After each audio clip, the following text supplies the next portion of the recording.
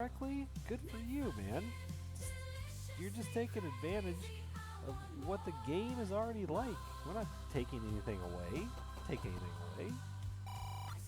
taking all the fucking door repairs, though.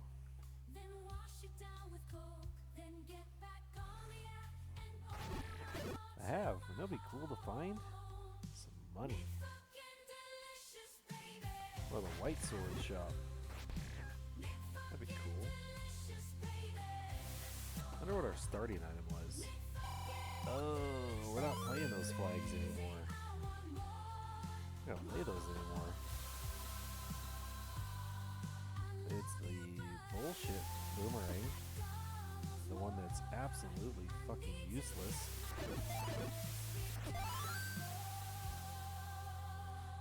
Guys, watch this. Watch this right here. Just boom. And you're fucking right on over here. You're done. You don't have to walk on that screen at all. Okay. We did not get it. It'd be really great if we could find a heart right here. Nope. There is a key though. For 71.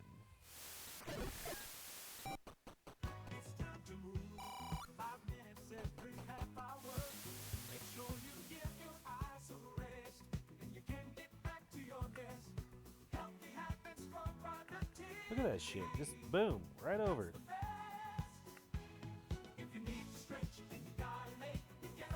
I don't need any.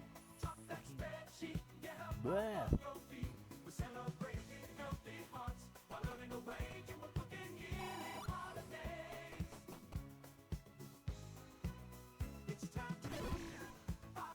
I need that.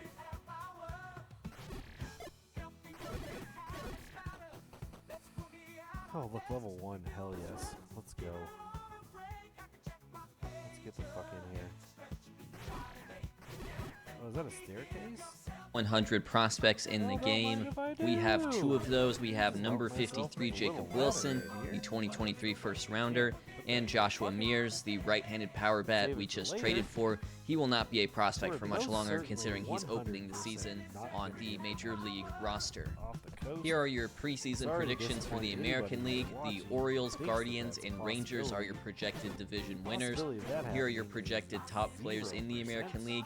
We don't have any of those. We don't have any projected top players, but I will point out, even though we're projected to finish with 67 wins, we were projected 70 last year, and we ended up winning 78, I believe. So we can definitely beat that.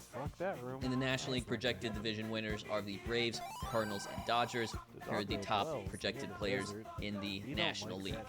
Thought I'd do a quick review of noteworthy trades from the offseason. It looks like the Giants have traded Jorge Soler to the Detroit Tigers in exchange for this Double-A outfielder. Seiya Suzuki, who we saw on the trade block earlier, goes to Baltimore. He also gets some cash sent with him in return for Connor Norby, as well as this starting pitcher, Michael Knorr. San Francisco also traded Matt Chapman, so I guess they're rebuilding or trying to cut salary in return for a prospect package. Big one here, Kevin Gausman to New York. He still has 2 years left on his deal in exchange for Chase Hampton and George Lombard Jr. I like this trade. It feels somewhat realistic to me. I mean, Chase Hampton's a pretty hyped pitching prospect. George Lombard Jr., their 2023 first rounder, I think he'll be really good. I guess the Blue Jays are trying to shed salary and rebuild as well because they trade the recently extended Vladimir Guerrero Jr. and cash for a prospect package from the Padres, no doubt headlined by the starting pitcher, Dylan Lesko. Blue Jays also trading Chris Bassett and Jordan Romano to San Diego in separate deals. This one's kind of a head-scratcher. Zach Gallen here for just a seemingly all-right prospect for the New York Mets in return. Another guy who looks like he got traded and then the Mets extended him, would be my guess. Luis Arraez goes to Toronto in a trade that includes some interesting prospect names as well. Brandon Marsh and Dylan Carlson get swapped, as well as Chase Davis included in this trade. And the Reds bolster their starting rotation. They receive not just Dylan Cease this past offseason, but also Brandon Pfaadt. And here's what the trade deadline looked like last year. I will point out real quick that this is actually Jackson Churrio's brother. I didn't want to give any Milwaukee Brewer fans a heart attack. And here's your annual Shohei Ohtani check-in. Spent a lot of last year injured, fractured hand, followed by a concussion, so only 82 plate appearances. He was great in those 82 plate appearances. And then he also did return to pitch just a little bit, started 4 games. Good ratios, but, not particularly great ERA. But that's your Shohei Ohtani check-in. I've noticed they can't really do the deferred money in-game like the Dodgers have actually signed him in real life. So they've given him the actual value of the contract with inflation baked in, which I think is smart.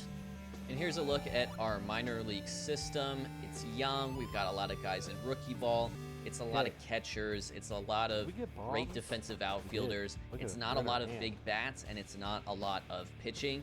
Some of our top prospects right now, at least by projected potential, would include Julio Ledesma, who's sort of our biggest international amateur signing, as well as Trent Colcott, also an international signing.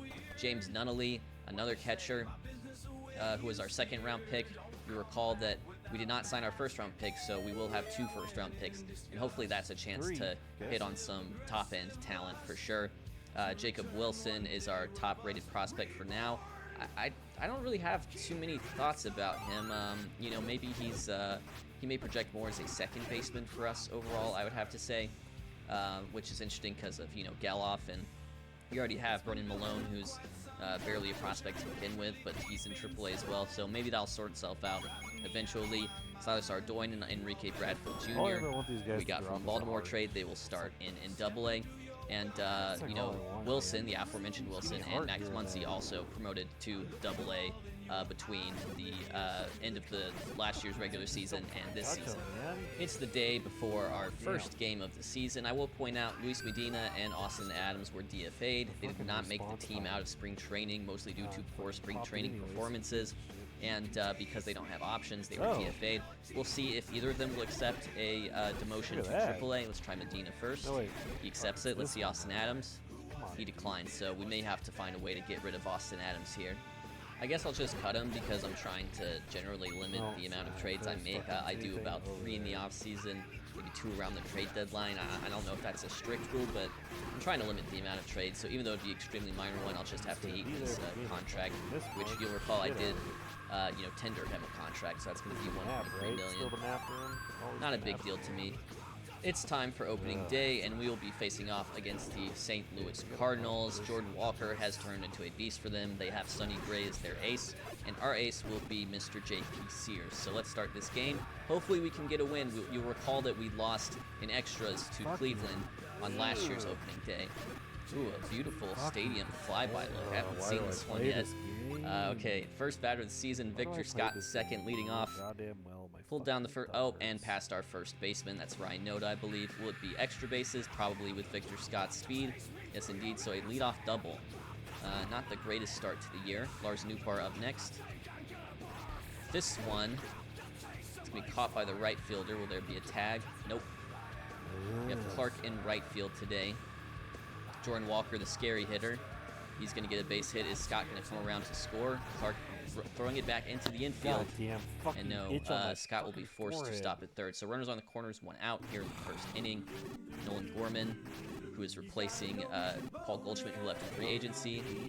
We can't turn 2, but we do manage to keep the runner at third because that ball is hit back to the pitcher. So facing Arenado, got a chance to get out of this 2-1 pitch. And that will get through. That'll be the first run of the year for St. Louis. Going first to third here is Gorman, I think. I don't know. Who's on third? Yep, Gorman. And then Mason Wynn, who's also developing well. Ooh, a wild pitch, past ball. And that's a run. That really hurts. 0-2 count. Strikeout. But that's not a great start to the year for us. St. Louis taking a 2-0 lead in the first. Your father knows about saving money. Everything I'm wearing, I've had since boot camp. And I just saved on my car insurance for driving safe with USAA. Auto insurance that flexes with speed to fit. That's what we're made for. We're playing a fun game. You missed the game that we played and it wasn't fun. Oh, I got the fucking ladder? Ryan Noda? Ladder? Ryan Noda cranks one to right field, get out ball, tie this game up. There it goes. A home run, 365 feet. Fuck you.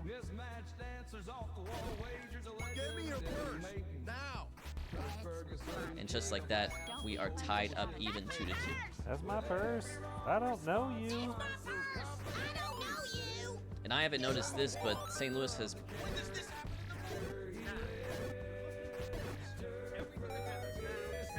I don't know shit about fuck.